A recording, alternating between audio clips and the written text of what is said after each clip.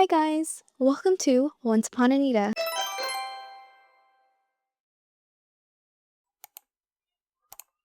I just love creepy stories. Today I picked out 3 chilling scary stories that I found on the internet. If you ever had anything similar happen to you, or you just like scary stories, make sure to subscribe. Or feel free to email me and I will definitely feature it in a future video. Let's get into it. Story 1. The Apartment That Learned Her Laugh. This happened to me back in 2019 when I was living with my sister in a small apartment outside the city. We both work long hours, so nights were usually quiet. I like that. Coming home to a familiar sound of her moving around, laughing at something on her phone, humming when she cooked, comforting background noise. It meant I wasn't alone. That weekend started the same. I came home Friday night, dropped my bag by the door, and heard her in the hallway. Light footsteps. A soft laugh. I knew instantly it was hers. I didn't think twice. She was always up later than me, wandering from her room to the kitchen, messing with her phone, grabbing snacks. But as the night went on, the sounds felt off. Around midnight, I heard her laugh again, only this time, it was in the stairwell outside our door. I thought she might have stepped out to grab something from her car. When I peeked through the peephole, no one was there. The sound was gone, like it had been waiting for me to check. The next day, same thing. I'd sit in the living room and hear her moving around in her bedroom. The creak of her chair, the hum she always made without realizing it.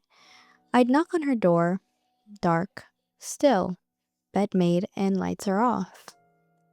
By the second night, I was exhausted, but wired. Every little noise felt wrong, because it was exactly right. Every laugh, every step, every tiny cough, all perfect. Not like a stranger trying to imitate her, but someone memorizing her. The air felt heavier when the sounds happened, like the apartment itself held its breath. I set up my phone camera facing the hallway before bed, hoping to catch a prank. The footage didn't show anyone, only audio. Her laugh, but broken by static, like an old radio playing a recording of her. On Sunday afternoon, I was in the kitchen, and I heard the front door unlock. My sister walked in, tossed her bag on the couch, looked tired but cheerful. "Hey," she said. I just stared. "Where were you?" I asked. She blinked. I told you, dresses. I stayed at her place all weekend. She had been gone for 3 whole days. Everything I heard, the footsteps, the laugh, the little sounds that made me feel safe, none of it had been hers. Something had been in our home, pretending. And the worst part, it wasn't trying to scare me. It was practicing. Story 2. The Husband in the Kitchen. This happened during a late winter. My husband and I had been married a little over 2 years. We both worked long shifts, but I always felt comfort coming home at night, knowing he'd be there eventually. One Friday, I pulled into the driveway around midnight. The house was dark, except for a faint glow in the kitchen window. When I unlocked the door, I could hear movement, clattering. The house smelled faintly of coffee. I smiled and called, "Hey, I'm home." No answer. I figured he had headphones in. I walked down the hall towards the bedroom. His side was empty, bed smooth like he hadn't touched it. Then I heard the cabinet again, deliberate. My smile dropped. I stepped into the kitchen, dark counters, spotless.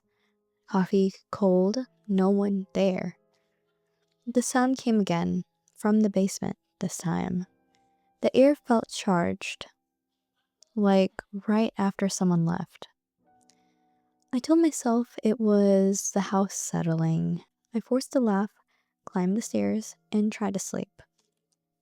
The next night it happened again. I came in late. I heard him humming a little tune he always whistles while cooking.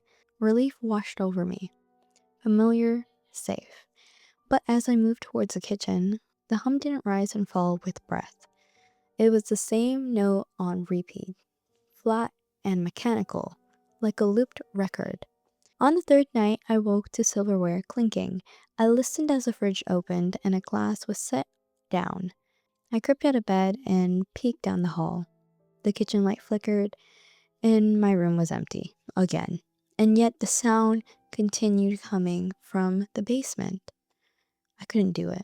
I couldn't go down the steps. The following day, a text came from my husband. Made it safe. Conference went late. Back Sunday. Attached a photo of his hotel bed, neatly made. He'd been away for 3 days, 3 nights. So who had been in my kitchen, moving like him, whistling his tune, touching the counters, making the house smell like coffee, like a mimic, practicing at home? Story 3. The Brothers' Room. This was summer after sophomore year.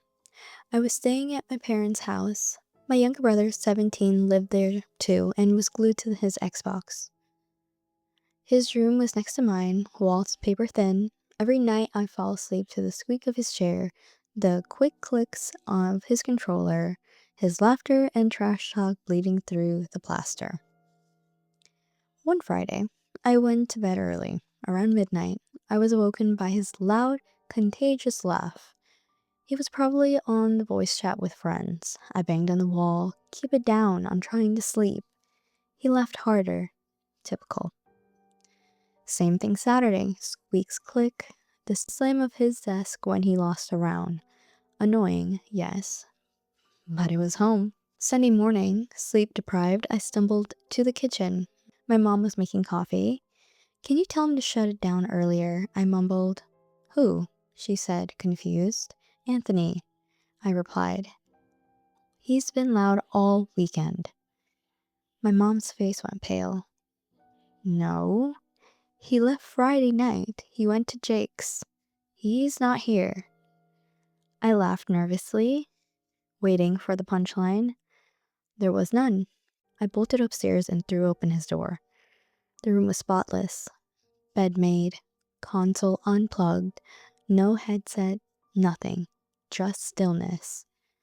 Then, from the wall, from the other side, I heard it. The faint squeak of a chair, the soft, rapid tapping of the buttons. I stood there, heart pounding, and pressed my ear to his door. The sound came again, clear as if he was right on the other side. Except the house was empty. My brother wasn't home and no one else was. I left that day and didn't sleep in my childhood room the same way again. Some noises you think are simply background. And what if the background learns the pattern of you and then uses it to fill the silence? And that's it for today's scary mimic stories. I hope they gave you chills. And if you ever experience something strange like this or have creepy stories to share, leave it in the comments or email me. I'd love to feature some of your stories in future videos. Oh, and before you go, tell me this. If you ever heard someone calling your name at night and no one was there, what would you do? Let me know in the comments. Thanks for watching, and don't forget to subscribe so you don't miss the next scary story. Stay safe and keep the lights on. Bye.